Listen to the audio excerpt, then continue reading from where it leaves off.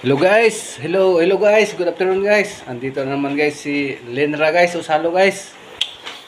Guys, ngayon guys, nung ano natin guys, yung i-share ko na naman ngayon guys is yung kasabihan guys na it's not your job to like me, it's mine. Oh, di ba guys? Naniniwala ba kayo guys? Ibig sabihin guys is hindi mo trabaho na magustuhan ako. Trabaho ko 'yun. Oh, 'yun guys, ganun guys. Di ba? Like for example guys, bigyan ko lang guys. Negative positive pa rin guys kasi alam niyo ba guys, 'di ba dati narinig na natin 'yan, 'di ba? Kahit kaninong tao, kahit sinong tao na boss, sir, oh, 'di ba? Pre, bay, kumusta? Anong balita? Oh, anong gusto mo? Negative o positive? Mayroon tayong ano eh. Mayroon tayong anong gusto mo? Good news, bad news. Oh, 'di ba ganoon 'yun guys? Yan, di ba? Yan yun. May good news, may bad news, may positive, may ganun yun guys. Dahil sabi ko nga guys, sa inyo pa, yung lahat ng bagay nagdedepende guys. Kahit lahat ng bagay yan. Kahit anong sabihin ng tao, kahit sino magsabi, yan yung dalawang bagay lang yan. Depende na lang kasi yan sa atin. Kung marunong tayo mag-isip, ganun lang yun eh. Kasi may kanya-kanya nga tayong isip eh. Guys, bibigyan ko yan ng example guys ha. Kunyari ako. Ako guys, bastos ako na pagkatao, bastos.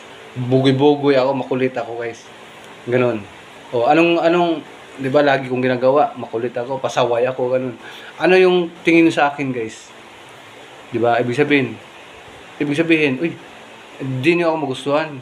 Ayaw ko niyan, tao na yan kasi pangit yan, ayaw ko yan. O, di ba? Yun guys. Ako mismo ang gumagawa ng sarili kong kapahamakan, o, di ba? Ganun yun. Ganun ibig sabihin nun. Sa sa negative yun.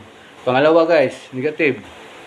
Yung bang parang yung bang, kunyari, ako ulit. Ako lang lagi guys, example kasi ayaw ng ibang tao.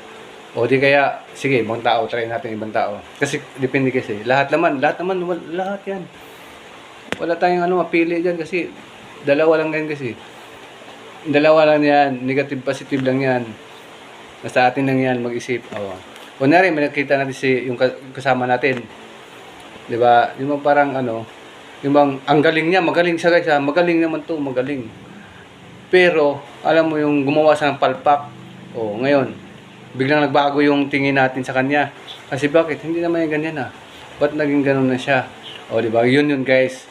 Ibig sabihin guys, siya mismo gumawa ng yung mali niya. Diba? Napakadali guys.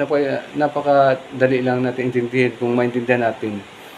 Negative lahat yan guys. Kahit anong sabihin, yung ipapaintindi natin lang. Yung parang ganun lang. Isa, good news naman guys. Good news.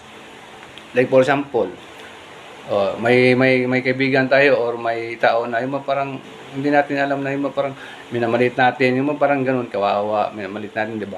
Kasi mayroong ganyan guys, yung tao na nagda-down. Alam mo yun, may kasabihan din tayo guys na do not underestimate, di ba? Do not underestimate anyone because hindi natin alam guys kung ano yung diskarte niyan, kung ano yung kinabukasan niyan, ganun. Kaya lagi tayong maging humble, di ba? Lagi yan guys, humble, respect. Yung pinaka-importante, dalawa. Kasi nga, dalawa lang din, negative, positive. Yan lang yun guys, kahit anong senaryo, kahit nagdedepende lang yan. O, di ba? Ganun lang yun guys. Like for example guys, yung tao na yan guys, minamalit ng iba. Kasi nga dahil sa, yung bang, kunyari, may kapitbahay tayo na yung bang parang, ay kawawa naman yun, di ba? Yung bang parang, pero, nag-aral siya ng mabuti. Nagtapos, professional na. O ngayon, anong tingin na natin sa kanya? Ang taas ng respeto natin. Bakit? O, tingnan mo, share yan eh, share. O, di ba?